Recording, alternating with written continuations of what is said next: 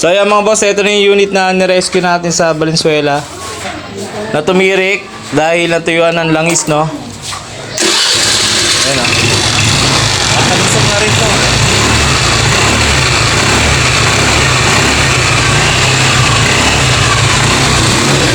At nahingi na rin, ayan o. Papalitan na natin to ng black, pati cam bearing, no? Kasi nga grabe yung pagkakatayo niya. Babaklasin muna natin to.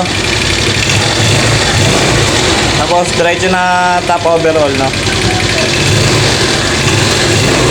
Alright.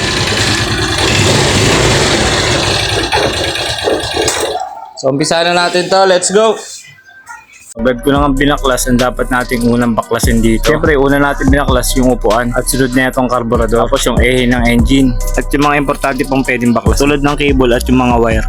At ito na nga, napag-iwalay na natin sa dalawa yung motor ni boss. Tinanggal na rin natin yung mga dapat pantanggalin tulad na itong tambucho at yung engine cover. Kaya ako nga pala pinag-iwalay sa dalawa yung motor ni bossing. Masyado kasing makipot ang chassis ng SIP 125 para mabaklas na rin natin ng maayos at hindi tayo mahirapan. Hindi katulad ng ibang scooter, kahit di na pag-iwalayin ay goods na. Uy, sana all goods. So ito na mga boss, after natin mabaklas, ito na yung lagay ng kanyang makina, no? Talagang may tama, no? Then, napakatigas ng kanyang piston. Tapos yung kanyang block, no? Gasgas na gasgas, no? Kasi ito yung kanyang head. Yan, no? Nakita nyo? Grabe. Kaya ugaliin po natin mag-change oil, no? Parang di change oil. Ayan yung kanyang katawan. Ayan, no? Magkahiwalay na. So, ano pang gagawin natin dito? Di palitan na natin ng block to, no? Alright? Buti na lang hindi nag-lock ang kanyang sigunyal, no? Alright? So, umpisa na natin to. Let's go. Baklasin na natin to. Yun na nga, after natin mabaklas, naglinis na tayo dito ng head kasi masyado na rin makapalang carbon. At nilinis na rin natin syempre yung barbula, importante rin yan. After nito, nag-port tayo ng konti kasi 55mm na block na yung ilalagay natin. So yung mga boss, after natin maglinis ng head ng motor ni boss at mag-porting, ito na. Yan o. Ready to assemble na. Tapos nag-porting tayo dito, pero hindi natin nilakayan yung butas. May kinawid lang tayo na kanto. Kabilaan, exhaust tsaka intake para mas maganda yung velocity ng hangin at mas may power siya. Tapos ito na yung bagong block ni bossing. Bali 55mm na pala to.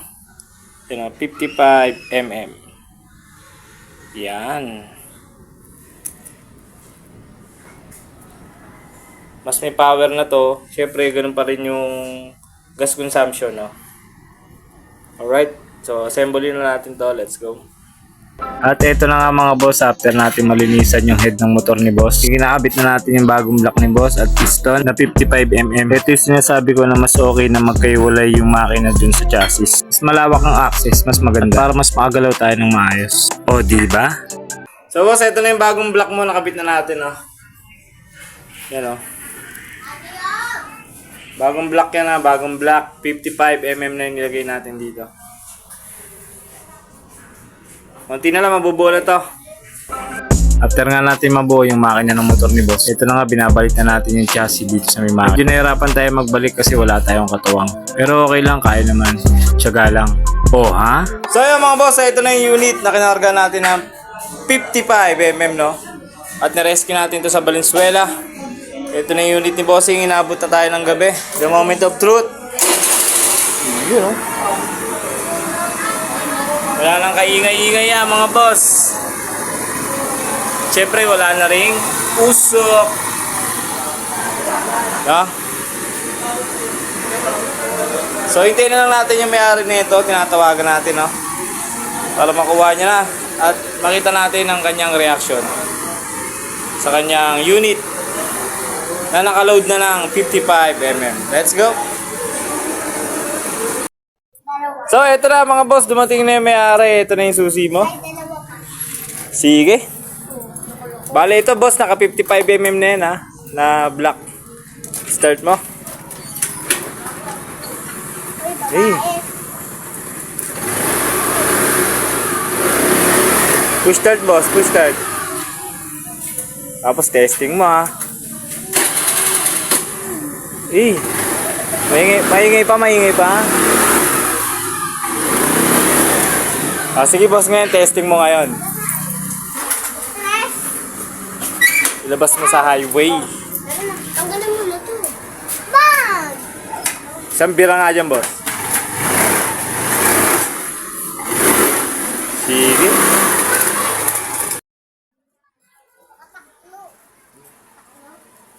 Kumusta yung power, boss?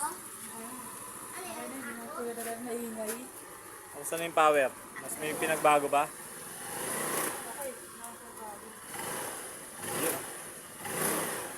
Bali si Bossing naka-load na to ng 55mm na black. Pero yung consumption nito is ganun pa rin.